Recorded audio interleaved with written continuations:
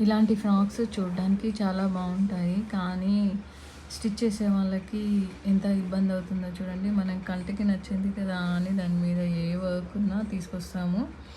అలాగే కస్టమర్ కూడా ఈ నెట్ మీద వర్క్ ఉన్న ఫ్యాబ్రిక్ తెచ్చారు. ఇదేంటంటే ఇలా గమ్ పెట్టి చిన్న చిన్న బాల్స్ అన్నీ స్టిక్ చేశారు. ఇది స్టిచ్ చేస్తే ఏంటంటే నీడిల్ కూడా అందులోకి అసలు దిగట్లేదు.